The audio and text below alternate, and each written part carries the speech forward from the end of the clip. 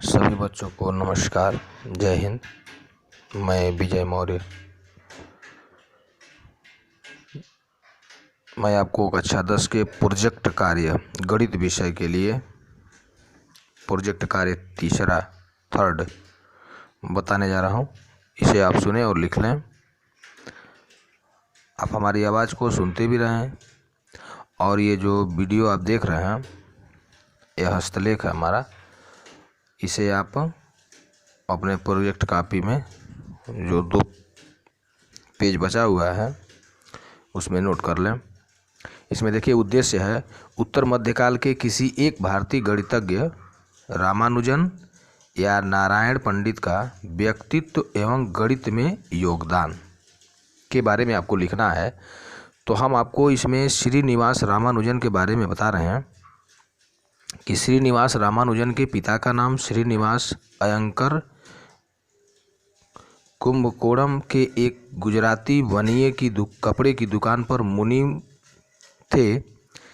इनके माता का नाम कोमलामल धार्मिक स्वभाव की स्त्री थी और नाना ईरोड के मुंसिफ अदालत में अमीन थे। इस प्रकार रामानुजन की प्रतिभा आनुवंशिक नहीं थी। मतलब जो रामानुजन थे, अन्य जो गणितज्ञ हैं उनके परिवार के लोग कुछ न कुछ, मतलब कोई वैज्ञानिक थे या कोई डॉक्टर थे, लेकिन इनके माता पिता या इनके परिवार के लोग कुछ इस तरह के नहीं थे। उसी को कहते हैं मतलब आनुवंशिक नहीं था कि इनके घर में कोई गणितज्ञ है, कोई वैज्ञानिक है इसलिए भी बन गए। ये बहुत ही गरीब परिवार से बिलोंग करते थे। रामानुजन का जन्म ननिहाल ईरोड में एक वैष्णव ब्राह्मण परिवार में हुआ था। इनका जन्म 22 दिसंबर 1887 ईस्वी में हुआ।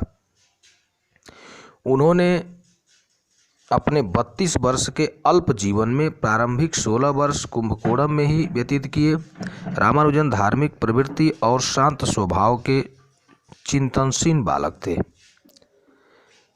उनके खपरेल की छत वाले पैतृक घर के सामने एक ऊंचा चबूतरा था। मिट्टी का चबूतरा जो है, पुरानी जो मकानें होती हैं उस वहीं लोग जो है, मान लीजिए पुरानी मकान है, दीवार गिर गया या ऐसे ही कोई मिट्टी रखे हुए हैं मकान बनाने के लिए, तो वो काफ़ी दिनों से वैसे ही था, उसका उपयोग नहीं हो पाया था। तो उसी मिट्टी के चबूतरे पर ये बैठा करते थे और बैठ करके कुछ न कुछ सूत्र गणित के बारे में ही सोचते और प्रश्नों को बनाते थे। ये चबूतरे पर रामानुजन जी बैठकर वे गणित के सवालों में खो जाते थे। रामानुजन का गणित के प्रति तीव्र आकर्षण था। विशुद्ध गणित के अलावा अन्य विषयों में जैसे गणितीय भौतिकी और उपयोगी गणित के विषयों में उनकी रुचि नहीं थी। अन्य विषय के प्रति मतलब ये नहीं सोचते थे, अन्य विषय के बारे में इनकी रुचि नहीं थी। ये केवल गणित विषय के बारे में ही सोचते और उस पर चिंतन करते और अपना लेख लिखते थे। रामानुजन गणित की खोज को ईश्वर की खोज के समान मानते थे। वे रात दिन संख्याओं के गुणधर्मों के बारे में सोचते, मनन करते थे और सुबह उठकर वे गणित के सूत्र लिख लिया करते थे। रात में या कहीं भी चलते फिरते ये सूत्रों के बारे में, नए नए खोज के बारे में सोचा करते थे।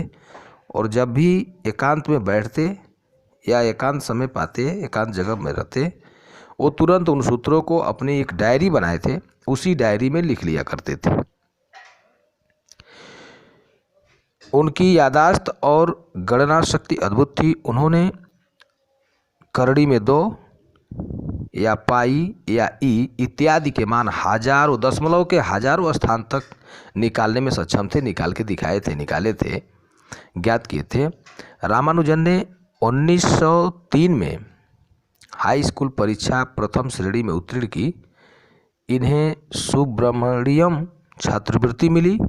ये सदैव गणित के खोजों में लगे रहते। सन 1909 ईस्वी में इनका विवाह 9 वर्ष की जानकी अम्मा के साथ हो गया। इनके पास कागज़ का अभाव था। इनको, ये गरीब परिवार से बिलोंग करते थे तो इनको कागज़ कापियाँ नहीं मिलती थी, तो ये स्लेट का प्रयोग करते थे। पहले ज़माने में स्लेट का ही प्रयोग ज़्यादा लोग करते थे।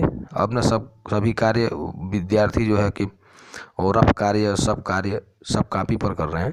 पहले स्लेट हुआ करती थी और इसी स्लेट पर ये अपने अभ्यास किया करते थे और केवल सूत्रों को ही डायरी में उतारते थे। इनकी मृत्यु के बाद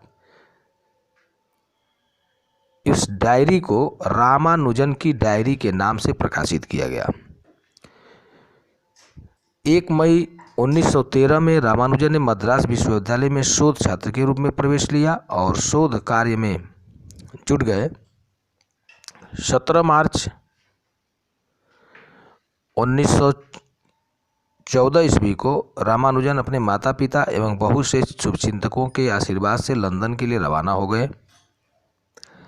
सन 1918 में सम्मानित हुए तथा इन्हें 6 वर्षों तक 250 रुपये धनराशि मानदेय दिया गया।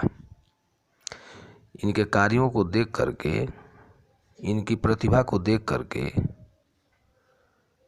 इन्हें 250 रुपये धनराशि 1918 में मानदेय के रूप में दिया गया 6 वर्षों तक। 1919 में इंडियन मैथमेटिकल सोसाइटी से सम्मानित हुए। 26 अप्रैल 1920 को मद्रास में 32 वर्ष की अवस्था में इस भारत की महान प्रतिभा का अंत हो गया। एक घटना इनकी है, जब ये इनकी तबीयत खराब हो गई, हॉस्पिटल में भर्ती थे, तो एक हार्डी गणितज्ञ थे। वो इनसे मिलने के लिए जिस गाड़ी से जाते हैं, जिस जीप से जाते हैं,